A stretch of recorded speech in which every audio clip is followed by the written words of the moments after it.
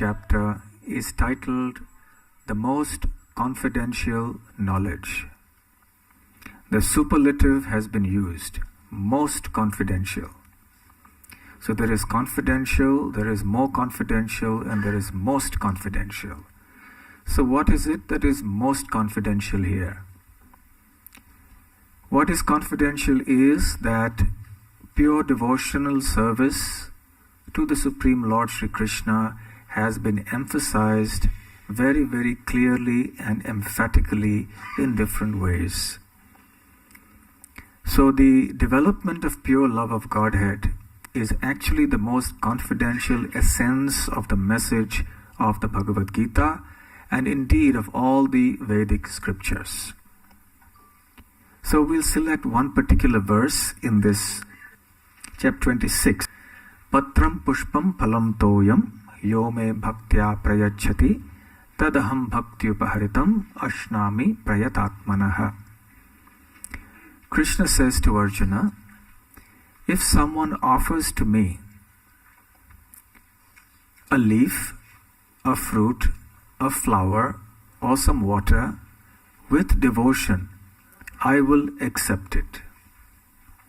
Ashnami, literally it means that I will eat. So Krishna is looking not so much for the fruits or the flowers. It's not that there is any shortage of food and flowers and fruits in the spiritual world. He doesn't need us to offer these things to him, but he is seeking our devotion that we express through the medium of these offerings. When we offer a fruit or a leaf or a flower, we are actually expressing our devotion. And we see this happening even in the dealings in human society. When someone greets somebody on a birthday or something like that, you may carry a bouquet of flowers. Someone will present a rose to somebody else. So these are common exchanges of respect or affection. Similarly with Krishna. Krishna is not demanding everything, well, at least not yet. He says, at least start with a leaf, a fruit, a flower, or some water. Make a beginning there. And if it is offered with devotion, then naturally Krishna becomes very pleased. Srila Vishwanath Chakravarti Thakur says that when you offer a flower to Krishna with love, Krishna is so captivated by that love that he doesn't know what he's doing with that flower. He actually eats it. You're not supposed to eat a flower. You smell a flower and you keep it. But Krishna eats it because he likes the devotion with which that flower has been offered.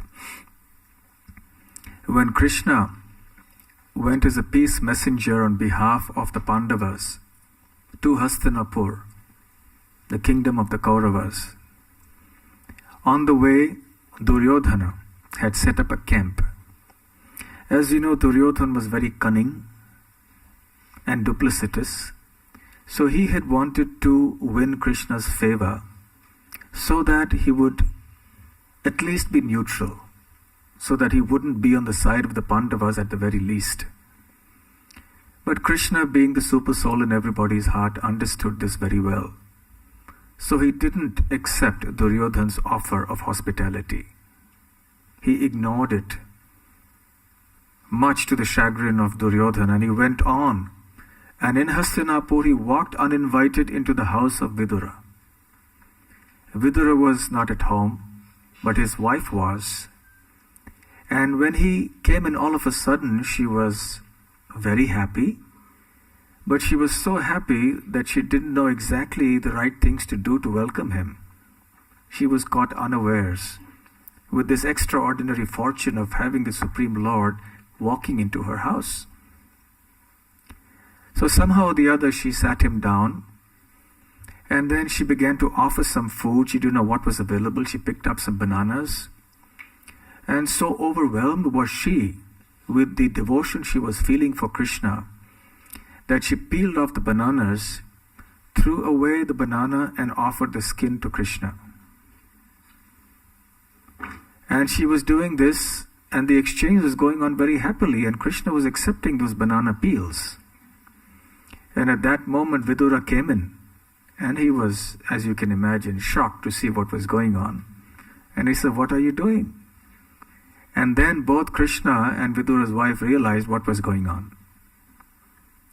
Because such was the exchange of devotion that neither Vidura's wife nor Krishna actually realized that it was a banana peel that was being offered to Krishna and accepted by him.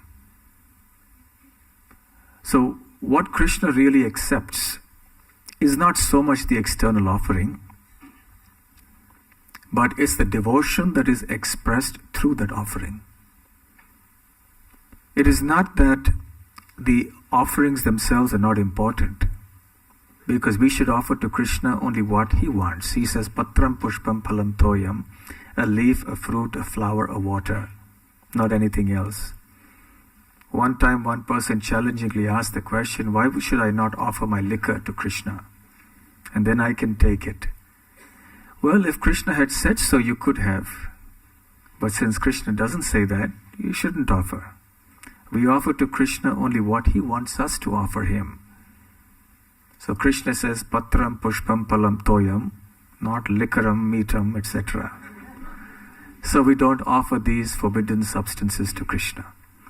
So it's all a matter of devotion, of love. We see a similar exchange happening between Sudama and Krishna as well.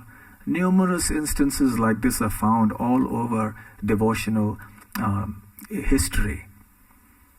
So in our life too, we can avail of this very simple opportunity, but sublime opportunity, to develop our Krishna consciousness by offering Krishna whatever little we have. And if we have more, then we should offer more. We shouldn't take the excuse of patram pushpam phalam toyam by saying, "Well, Krishna only wants a leaf, and then all the millions of dollars and the big everything else I'll keep for myself." No.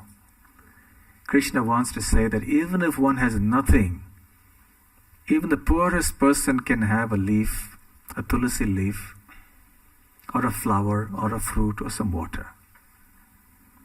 So in this way, the 9th chapter emphasizes pure devotional service to Krishna, and in the 10th chapter, the theme will continue.